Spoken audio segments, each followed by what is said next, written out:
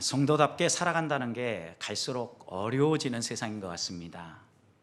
우리가 우리 혼자만 또 우리 교회만 믿음으로 잘 살려고 해도 우리가 살아가는 이 세상은 우리를 가만두지 않고 자꾸 우리를 흔들기 때문입니다. 지난 10일부터 교회를 향한 방역 수칙이 강화되지 않았습니까?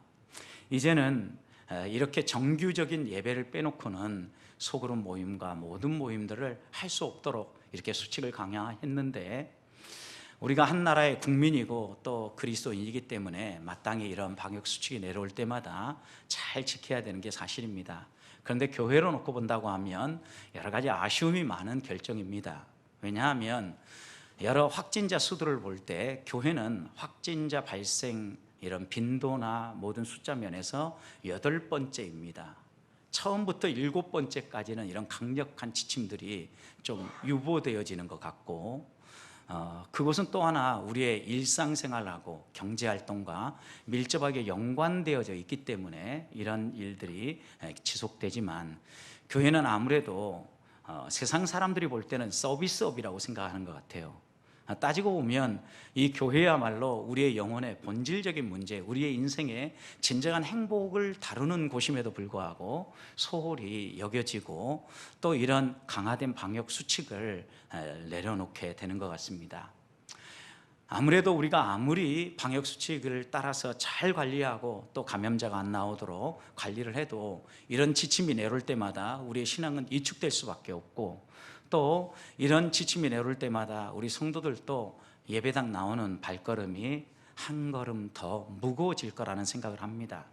그런데 이런 일들이 우리 안에 반복될 때마다 우리가 다시 한 번 더 생각해야 될 것은, 기독교는 예수 그리스도가 이 땅에 오셔서 복음의 진수를 가르쳐준 그 이후로부터 오늘까지 핍박과 박해 속에서 건강한 신앙을 찾았고 오늘의 기독교로 이렇게 성장해 왔다는 것입니다.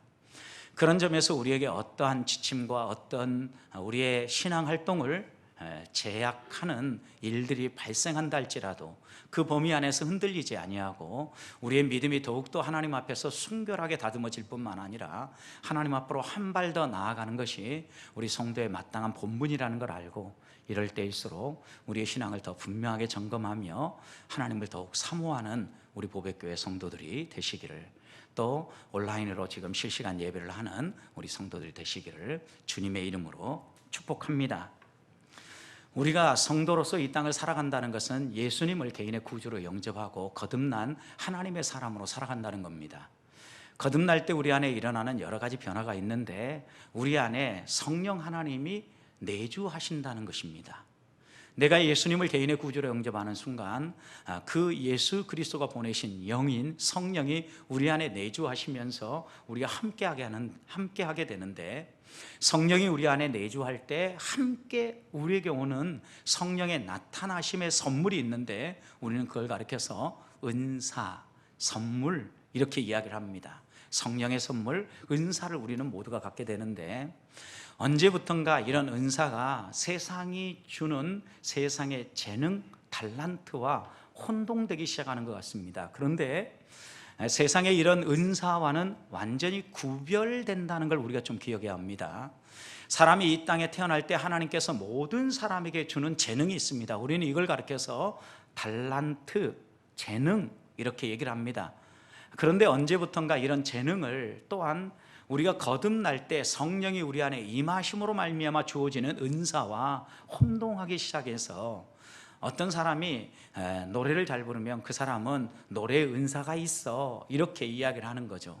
그런데 우리가 구분지어야 될 것은, 하나님이 주신 이 은사가 세상의 재능과 함께 맞닿을 때도 있지만 그것과 구별되어져서 특별히 교회를 섬기고 교회를 세울 수 있도록 하나님께서 우리에게 주시는 은사도 있다는 겁니다.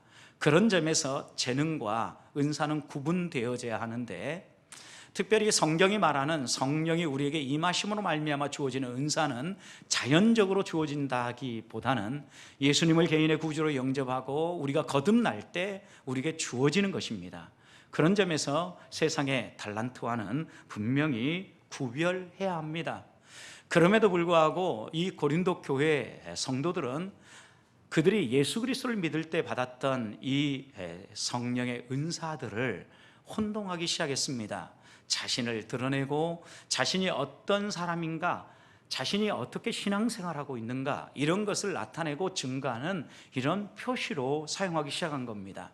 교회 안에서 예배할 때에도 성도들과 함께 말씀을 나누며 깨닫고 하나님을 더 바라보며 하나님 앞에 더 가까이 나아가도록 주신 은사인 예언의 은사, 그리고 방언, 이런 것들을 자신을 드러내는 데 사용하기 시작했다는 겁니다.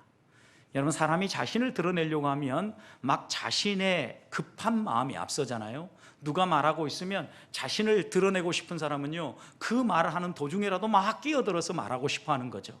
고린도 교회 예배 안에도 어떤 한 사람이 방언을 하면 통역을 하면서 순서를 따라서 이런 일들이 진행됨에도 불구하고 한 사람이 방언을 하고 또 다른 사람이 자기를 드러내서 방언을 하면서 온통 예배가 무질서하게 되어지고 혼동이 되어지면서 정말 하나님이 우리 예배 가운데 무엇을 이야기하시려고 하지? 오늘 우리에게 들려주시는 말씀은 뭐야? 모든 성도들이 이렇게 궁금해할 정도로 혼란스러운 예배가 반복된 겁니다. 그들은 은사를 오해했고 은사를 자기를 자랑하고 자기를 드러내는 데 사용하다 보니까 이런 문제가 발생한 겁니다.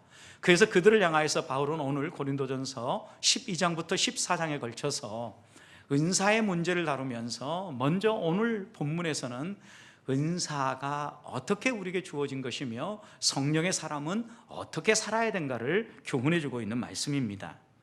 특별히 은사에는 크고 작음이 없습니다. 은사는 나를 자랑하라고 주신 게 아니라 교회를 세우라고 주신 것입니다. 그래서 어떤 은사가 있든지 간에 하나님께서는 내게 주신 은사를 따라서 교회를 견고하게 세워갈 때 그 사람을 향하여서 착하고 충성된 종이라고 인정하실 것입니다. 문제는 우리들이 그래서 어떤 은사를 가지고 있느냐, 내가 얼마나 다른 사람보다 더 돋보이는 은사를 가졌느냐라고 비교하고 서로 따지기보다는 하나님이 내게 주신 은사가 나와 함께 신앙생활하고 있는 사람에게 보탬이 되는가, 나와 함께 신앙생활을 하는 사람이 더욱더 하나님 앞에 나아가고 하나님을 더욱 열렬히 사랑할 수 있도록 이 은사가 쓰여지고 있는가를 우리는 물어야 하는 겁니다. 왜냐하면 하나님이 주시는 이 성령의 은사, 선물, 은사는 성도를 세우라고 하나님이 주신 것이기 때문입니다. 하나님이 우리에게 주신 이 은사를 그렇게 사용을 할 때 우리는 이 땅 가운데에서 하나님의 사람답게 살아갈 수 있는 겁니다. 성도 여러분, 지난 한 주간 살아오는 동안 하나님이 주시는 이 은사를 가지고 믿음의 형제 자매들을 세우기 위하여서 여러분의 은사를 사용하셨습니까? 그런데 언제부턴가 우리는 거듭난 하나님의 사람으로 살아가는데 내 안에 정말 이런 은사가 있는가에 대해서 의심도 하고, 아니야, 나는 은사 같은 건 없어, 그냥 교회에 왔다 갔다만 하면 돼, 예배하고 주일날 하나님 앞에 나아가서 예배하는 것만으로 나는 만족이야, 혹시 이렇게 생각하셨습니까? 성도 여러분, 그렇다면 오늘 우리는 생각을 좀 바꿔야 합니다.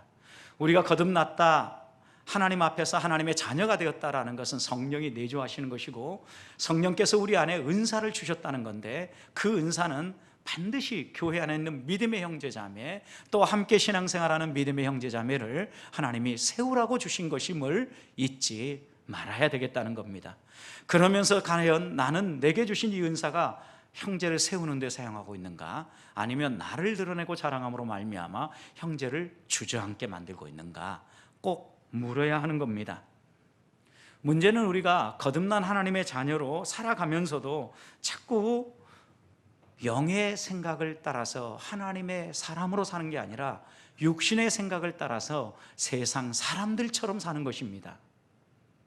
거듭난 사람 가운데에도 다 영의 생각만을 따라 살아가는 것이 아니라 육신의 생각을 따라가는 삶도 있기 때문입니다.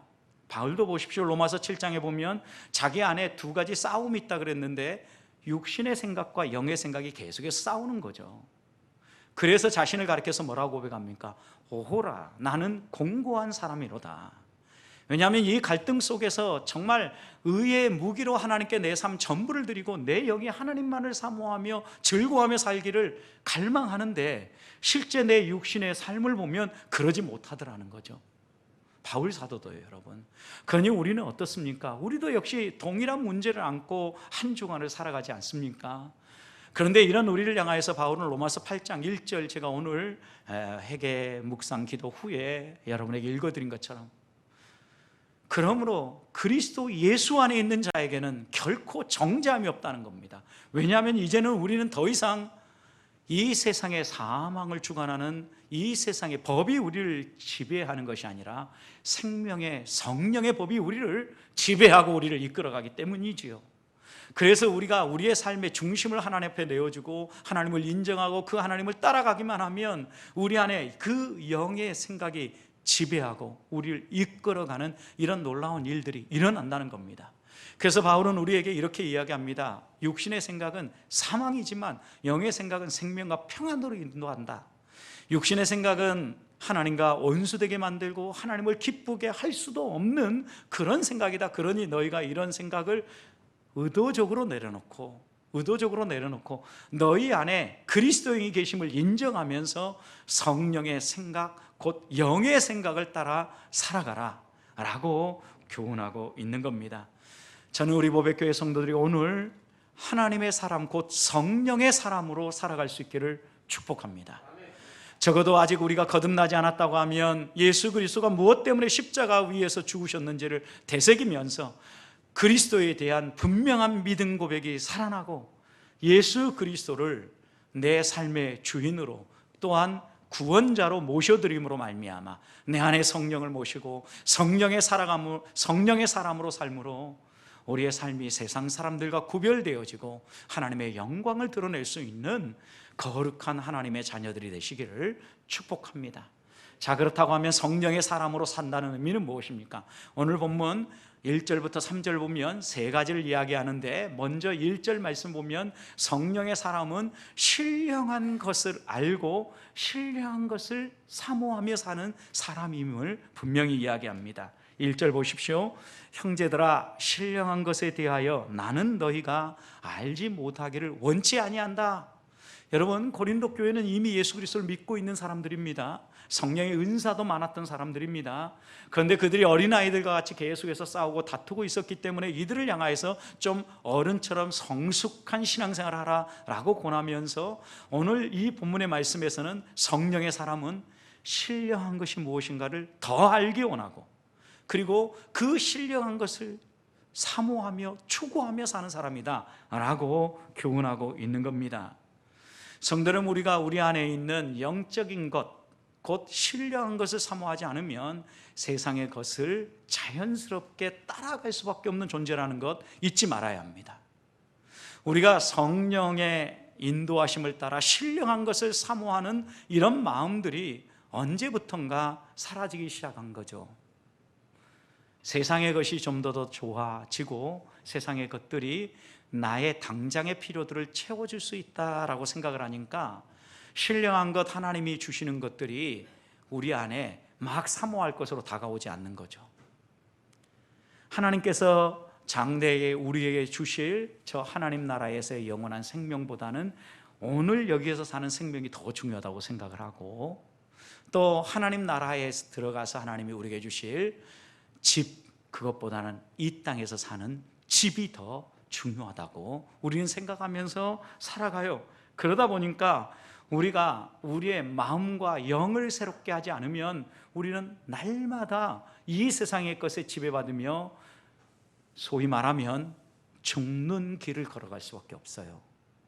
성도로서 이 땅을 살아갈 때 생명을 향하여 사는 길을 걸어가야 되는데 죽는 길을 걸어간다는 것은 하나님의 뜻이 아니지요.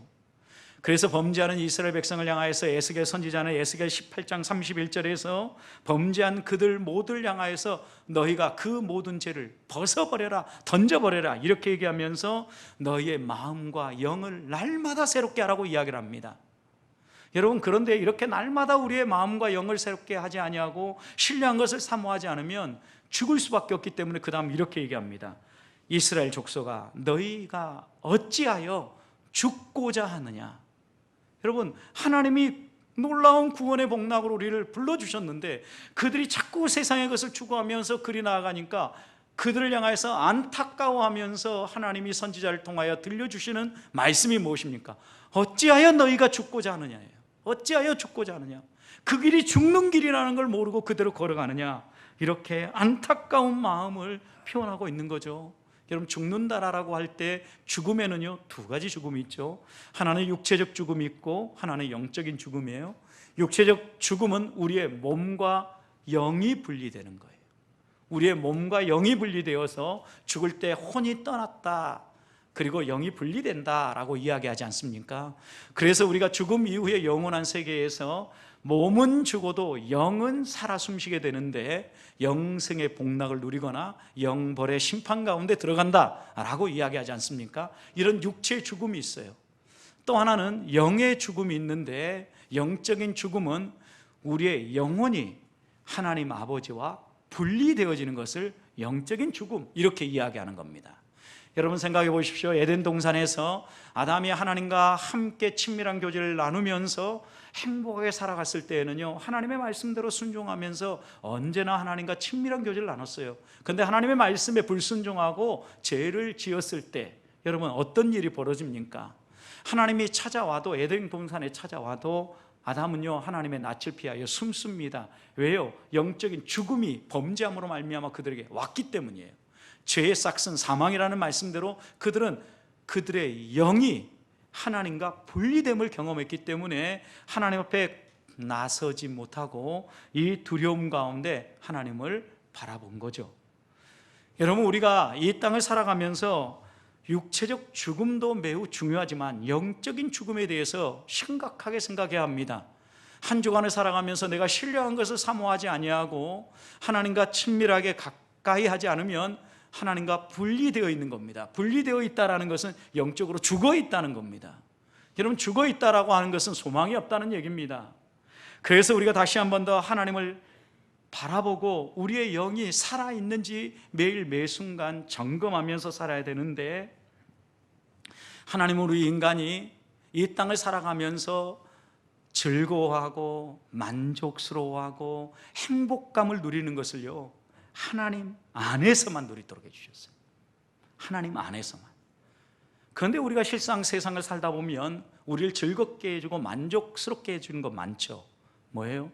세상에 기대치 못했던 어떤 선물을 받았다든지, 열심히 일했는데 생각한 것보다 더 많은 월급을 받았다든지, 이런 일들을 우리를 즐겁게 만드는 거예요. 그런데 생각해 보십시오. 이런 즐거움이 계속 되어집니까?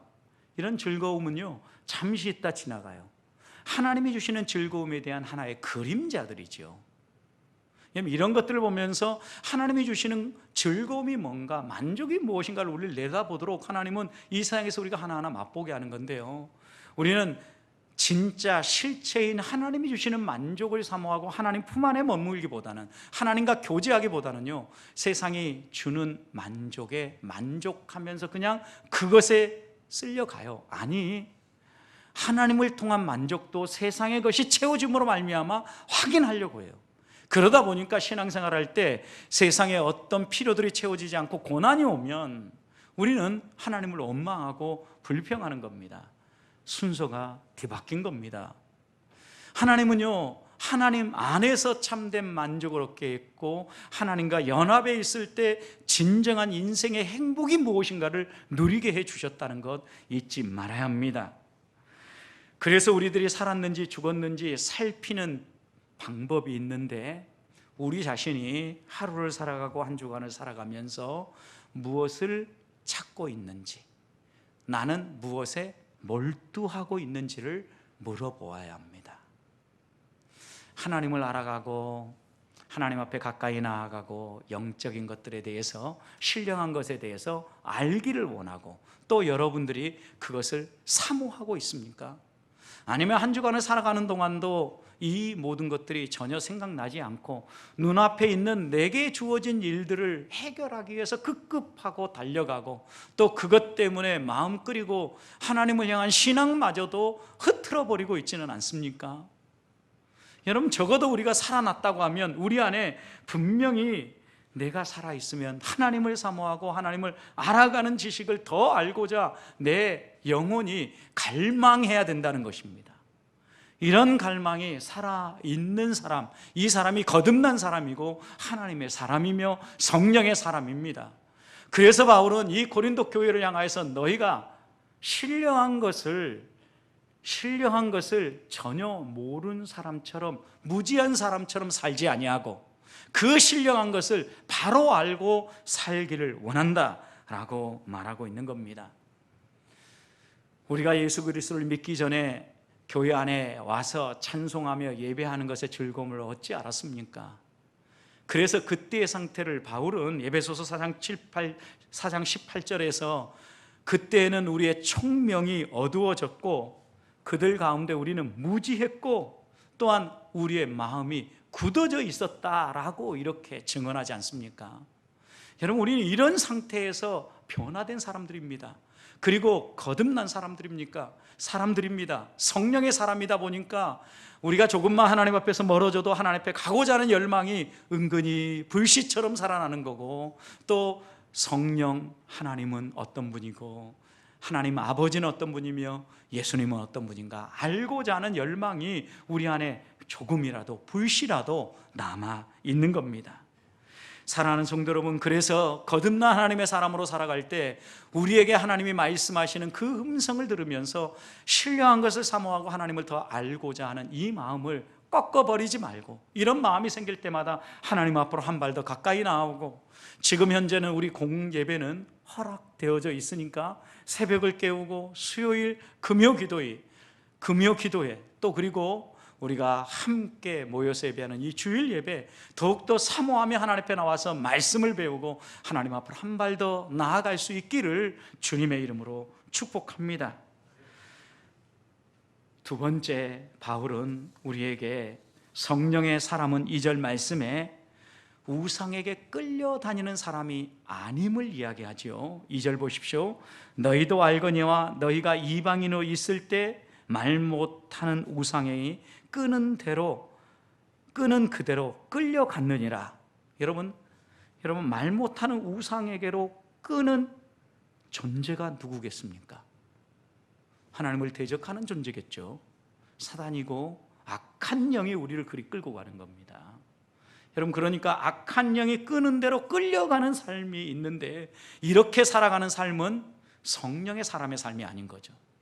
성령의 사람은요, 이렇게 악한 영에 끌려서 살아가는 게 아니라 성령에 이끌려 살아가는 사람이죠. 여러분, 그런데 여기에 이 우상을 소개할 때 뭐라고 얘기했습니까?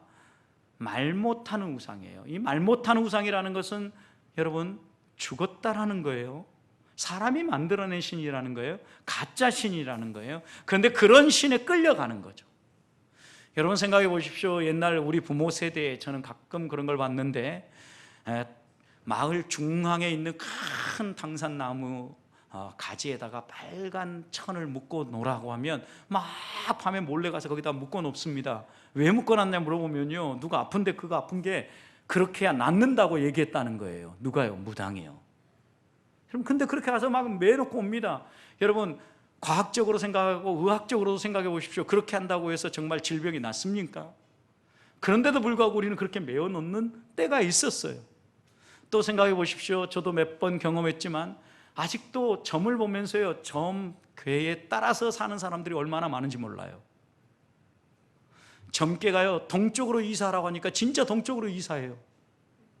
그리고 나서 삶이 바뀌고 나고 지금 불편했던 이런 모든 일들이 해결되기를 원해요. 여러분, 그런데 그것은요, 속고 있는 거죠. 끌려가고 있는 거죠. 우리가 뭔가에 의해서 말 못하고 죽어 있는 게 우리를 끌고 가고 있는데, 우리가 그것에 끌려가는 건 뭐예요? 영적으로 죽어 있기 때문에 끌려가는 거죠.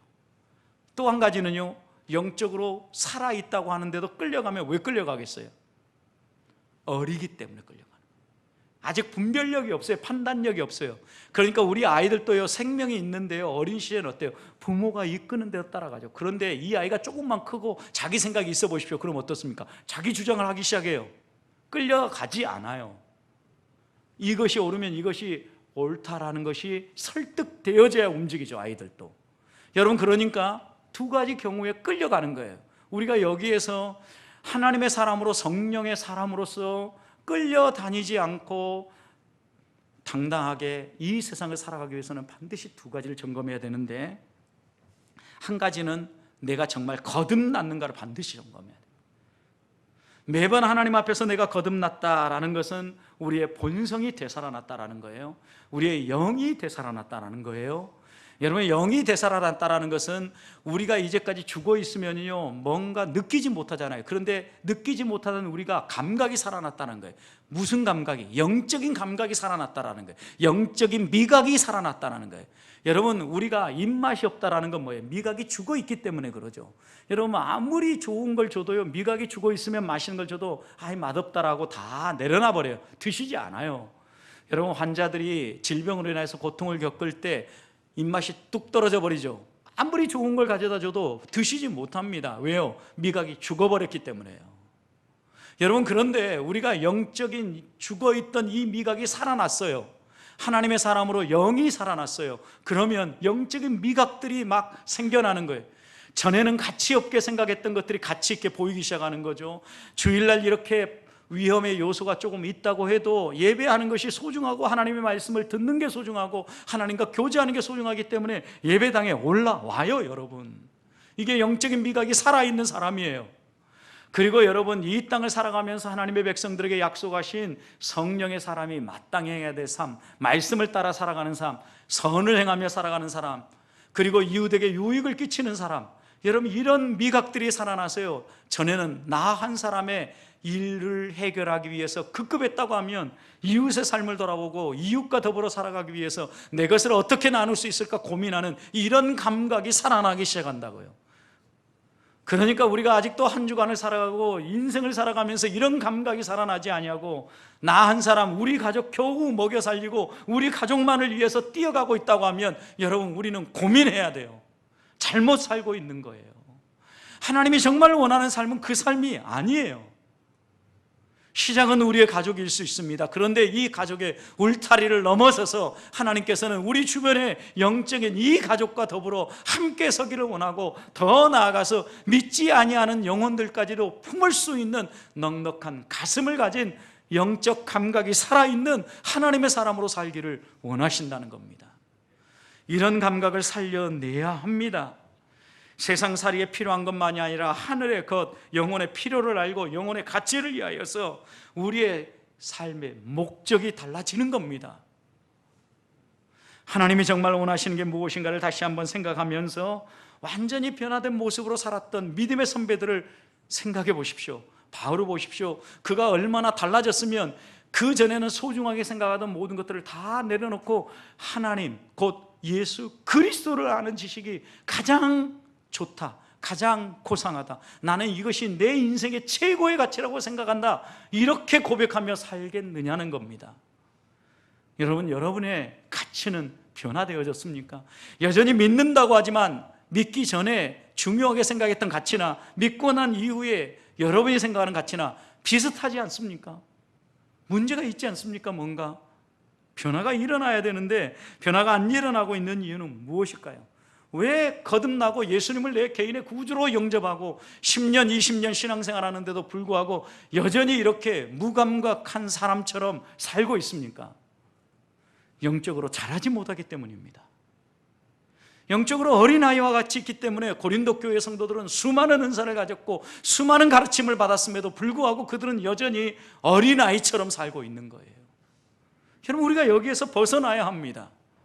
하나님 앞으로 홀로 서도 가까이 나가고 하나님을 바라봐도 그 하나님을 알아가는 그 지식이 내 삶 전부를 바꿔놔서 내 인생을 움직이는 힘이 되어야 된다는 말씀입니다. 마태복음 8장을 보면 예수님께서는 제자들에게 교육을 하면서 특별히 서기관과 바리새인들의 누룩을 조심하라고 얘기합니다. 그들의 잘못된 행실들 본받지 말라는 거죠. 가르침은 받되, 예를 들어서 말은 청산유수로 가르치는데 가르치는 것과는 상관없이 자기 욕심을 위해서 살아가는 그들의 행동은 본받지 말라는 거예요. 그런 누룩을 조심하라는 거예요. 그런데 제자들은 이 말씀을 가르칠 때 어떻게 생각했습니까? 마가복음 6장에 보면은요, 오병이어의 기적을 일으키거든요. 그리고 나서 5천 명을 먹이고 12광주를 거두지 않습니까? 그래서 이들의 마음속에 어떤 생각을 했냐면, 우리가 그때 이 12광주리에 물고기 그리고 또 떡을 가져오지 않아서 예수님이 이런 말씀하시나 보다 라고 막 수군거리기 시작한 거예요. 그러자 마가복음 8장 17절 말씀 보면 예수님이 이렇게 말씀하는 거예요. 예수께서 아시고 이르시되 너희가 어찌 떡이 없음으로 수군거리느냐. 이 떡은 뭐예요, 여러분? 이 땅에서 살아가는 우리가 소위 말하면 필요하다고 생각하는 세상의 필요들이고 세상의 가치들이에요. 어찌 그것이 없다고 너희가 지금 수군거리고 있느냐는 거예요. 그러면서 주님이 그 다음에 이렇게 말씀하셨습니다. 아직도 알지 못하며 아직도 깨달지 못하느냐. 너희 마음이 이렇게 둔하냐. 사랑하는 성도 여러분, 아직도 깨달지 못하고 아직도 알지 못하는 어린 상태에 있는 이 제자들을 향하여서 주님은 다시 한 번 더 하나님 나라의 비밀을 가르쳐 주시며 하나님의 사람으로 어떻게 살아야 할 것인지, 어떻게 성장해야 될 것인지 지금 교훈하고 있는 거 아닙니까? 성도 여러분, 혹시 우리들도 아직도 깨달지 못하고 아직도 알지 못하며 아직도 둔한 상태로, 다른 말로 표현하면 무감각한 상태로 살고 있지는 않습니까? 이런 우리의 삶이 좀 더 예민하게 살아나고 신령한 것을 사모하며 우상에게 끌려다니는 게 아니라 하나님의 말씀에 따라 살아가는 이런 삶을 살아야 되지 않겠습니까? 바라기는 한 주간 동안 내가 무엇에 끌려가고 있는지, 아니면 주의 말씀을 따라서 기꺼이 나를 드리며 헌신하며 살고 있는지 돌아보면서 성령의 사람답게 우리가 하나님 앞에서 영적으로 건강하게 설 수 있기를 주님의 이름으로 축복합니다. 뒤로 가는 인생이 아닙니다. 앞으로 나아가는 인생입니다. 영적으로 퇴보하는 사람들의 증거가 있는데, 영적으로 퇴보하는 사람은요, 주의 일이, 하나님을 알아가는 것이, 하나님의 말씀이 우선순위에서 물립니다. 그래서 하나님을 예배하는 것보다 다른 것이 우선순위에 놓여져서 예배도 내려놓게 되고, 신앙 교육을 받는 것도 우선순위에서 뒤로 가게 되어지고, 목장이 모이는 것도 우선순위에서 뒤로 밀리게 되는 겁니다. 여러분, 이런 생활로는 성장하기 어렵습니다. 영적인 퇴보를 경험할 수밖에 없습니다. 또한 양심에 거슬리는 일들이 있으면 과감하게 거부하고 내려놔야 되는데, 양심에 거슬리는 죄가 여전히 남아있고 아직도 그것을 좋아하고 있다고 하면 우리는 영적으로 퇴보할 가능성이 높습니다. 또 우리가 생활 중에 끊임없이 그리스도를 사모하고 예수 그리스도의 말씀으로, 그리스도 한 분만으로 내가 즐거워하지 못하고 행복하지 못한다고 하면 우리는 영적으로 퇴보할 가능성이 높습니다.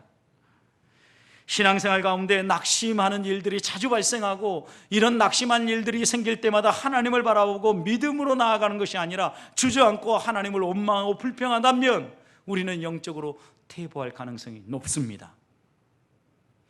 뿐만 아니라 우리가 하나님의 말씀을 묵상하며 매일 하나님 앞으로 가까이 나아가는데 게으름 때문에 말씀 묵상을 소홀히 합니다. 아니, 말씀 묵상을 안 합니다. 아니, 또 말씀 묵상을 하는데 분주하니까 아침에 때우듯이 그냥 쑥 지나가듯 지나가 버립니다. 사랑하는 성도 여러분, 이런 신앙생활로는요, 영적인 성장을 기대할 수 없어요. 언제부턴가 하루를 살아가면서 말씀을 묵상하지 않으면서도, 말씀을 사모하지 않으면서도 건강하게 살고 있다고 생각하는 우리 자체가 문제인 것입니다. 여러분, 하루 온종일 살아가는데 아무것도 먹고 싶지도 않고 마시고 싶지도 않다 그러면 여러분 몸이 건강하다고 말할 수 있겠습니까?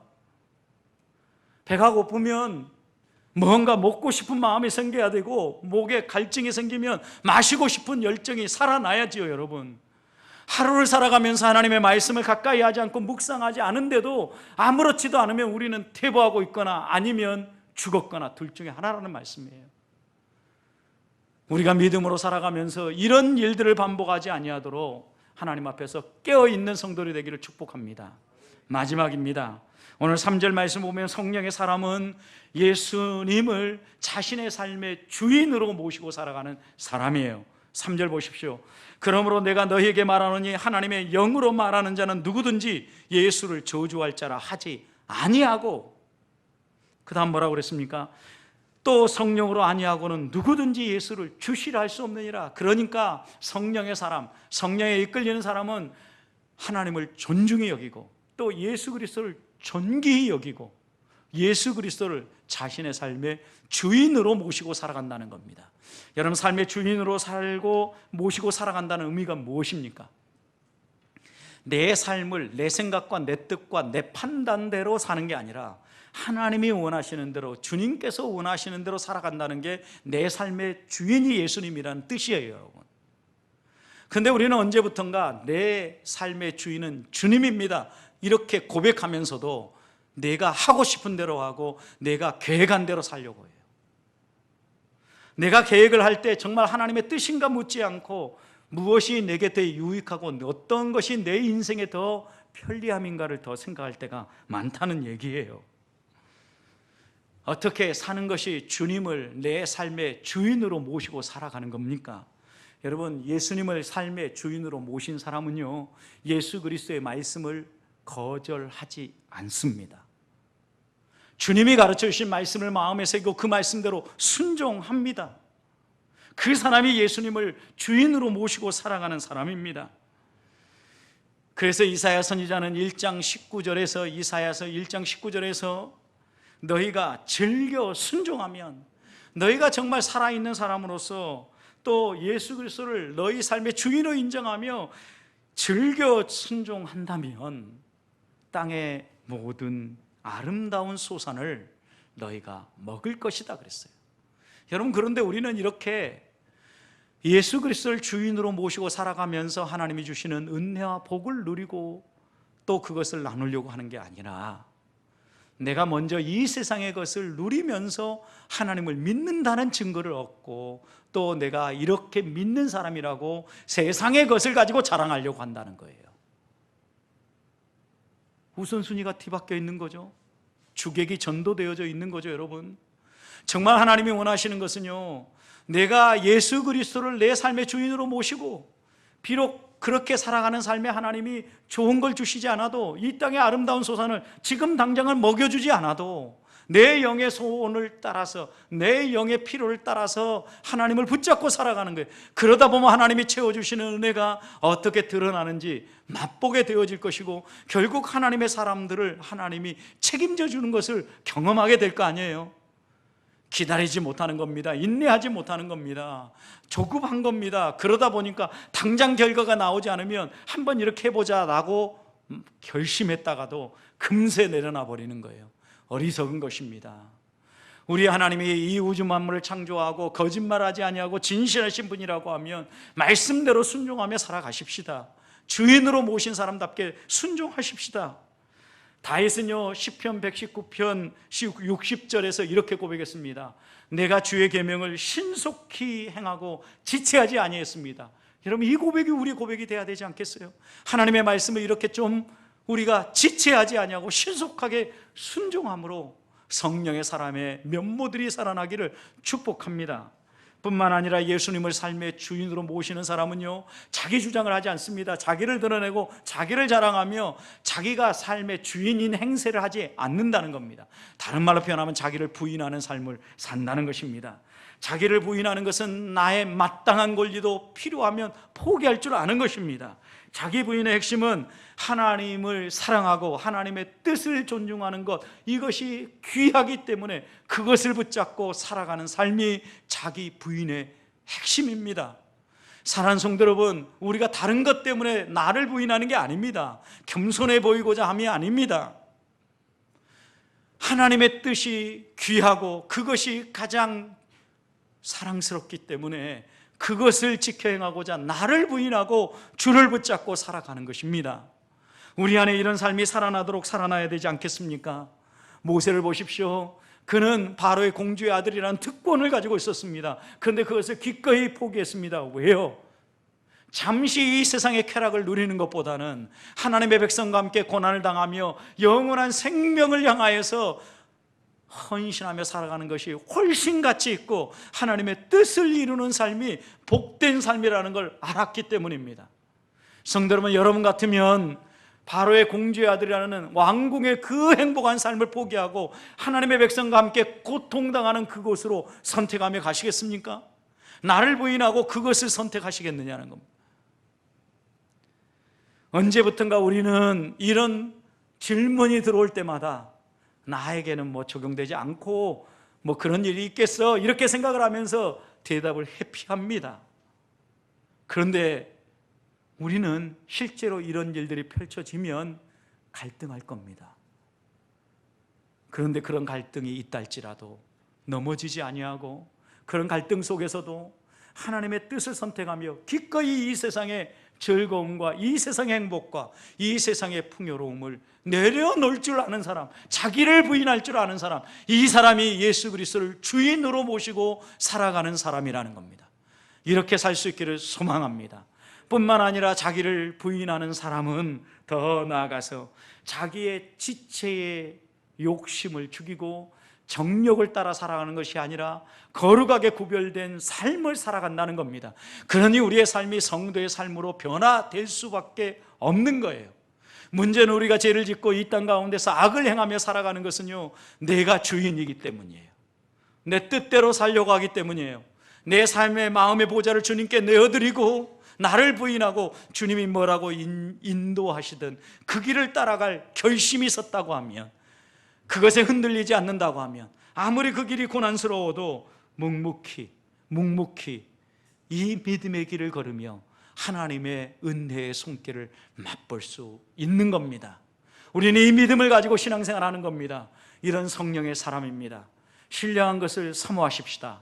무엇보다도 우리가 신령한 것을 사모하면서 이 땅의 세상의 것들을 하나하나 내려놓는 훈련을 하십시다.